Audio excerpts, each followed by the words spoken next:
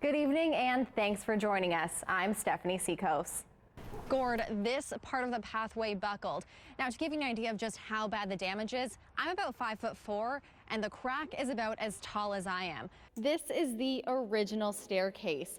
Any repairs that need to be done in the dome, you have to climb up here and keep on climbing, and it's not for the faint of heart.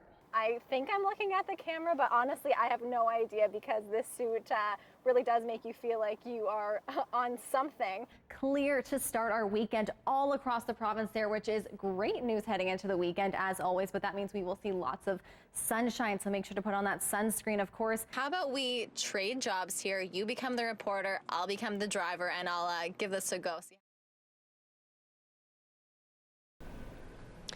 That's right. Shortly before the rescue, I was speaking with Carol Batenchuk, whose 3 daughters were part of the missing group. She was telling me how worried she was, but then she got a call that changed everything. Days of heartache for a Manitoba mother. 3 of Carol Batenchuk's daughters lost on Lake Winnipeg. I don't even know how to describe it. I don't know, very hard. So many thoughts going through my head.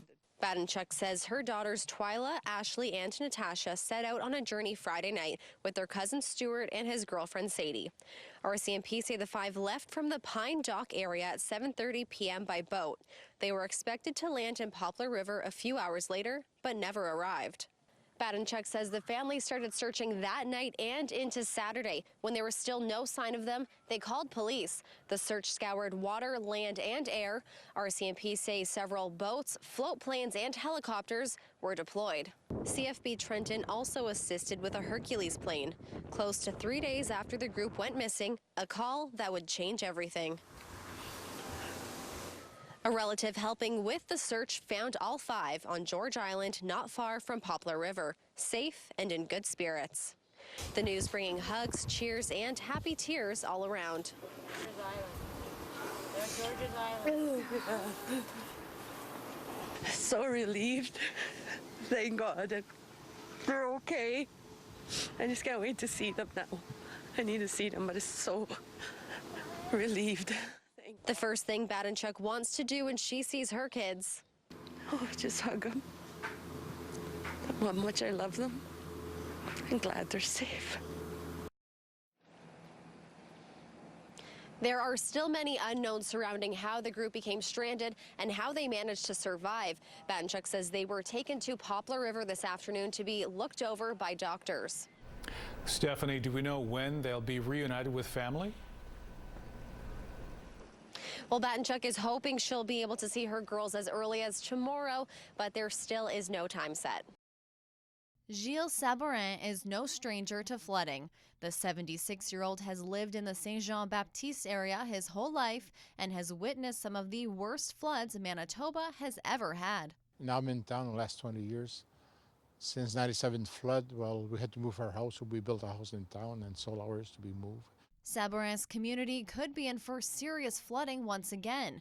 The province released its first flood outlook of the year Thursday, and it shows the Red River Valley is at a high risk of major flooding. The problem is that if we have the sustained cold weather, and then we have a very quick melt, all of that leads to a lot of water running and big ice chunks, which then create those ice jams. With normal conditions, Infrastructure Minister Ron Schuler says levels on the Red River south of the floodway are expected to be near 2011 levels, which caused severe flooding, leading to a state of emergency.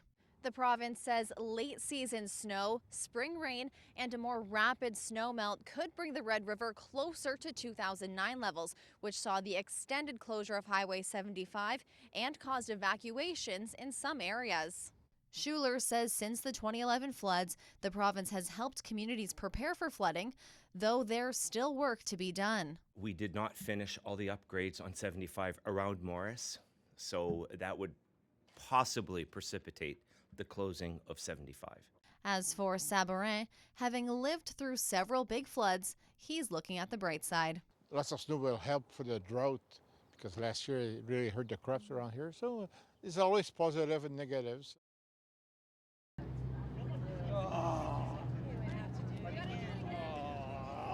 For One high five at a time, a group of Winnipeggers is attempting to break a Guinness World Record. The idea started after a National High Five Day initiative last year. Everybody wrote down things that were good about other people in the company on these hands that were cut out, and we put them on the wall. Over the last 2 months, employees at Johnston Group used their lunch breaks to practice the fine art of high-fiving. It took us a while to get a technique, and we realized, okay, how can we be faster? So then the next time would be, okay, we should be doing this. All that hard work led to Thursday, and they were off again for a shot at the title. On your marks, get set. The Guinness World Record for most high fives in a 3-minute relay was set in July 2017 in London, England. The record set that day, 492. The team of 33 ran around for a third time, hoping to come out on top. As the clock ticks down,